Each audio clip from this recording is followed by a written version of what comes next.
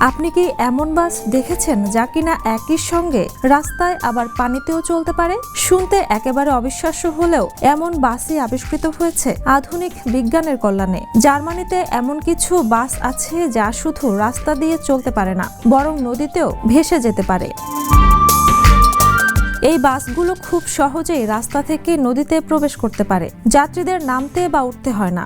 বাসটি নিজেই কয়েক সেকেন্ডে নৌকার মতো ভেসে যায়। বাসের নিচের অংশ নৌকার মতো তৈরি, তাই এটি পানিতে ডুবে যায় না। উপরের অংশ দেখতে সাধারণ বাসের মতো, তাই যাত্রীরা স্বাচ্ছন্দ্যে বসে থাকতে পারে।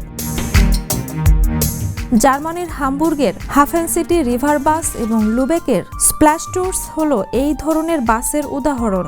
বাসগুলোতে দুই ধরনের চালনা ব্যবস্থা আছে।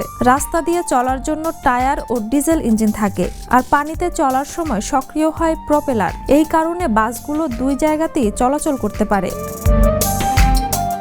পর্যটকদের জন্য এই বাসগুলো খুবই আকর্ষণীয়। নদীর ওপর চলতে চলতে শহরের সব দর্শনীয় স্থান দেখা যায় অন্য দৃষ্টিকোণ থেকে। তবে শুধু ভ্রমণ নয়, এই বাস বন্যাপ্রবল এলাকায় জরুরি পরিবহন হিসেবে ব্যবহার করা যায়। দ্রুত যাত্রী সরানো বা উদ্ধার কাজেও এগুলো কাজে লাগতে পারে।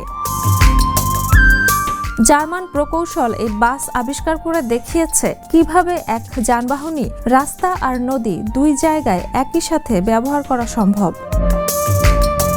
Jhuma Mridha, the news.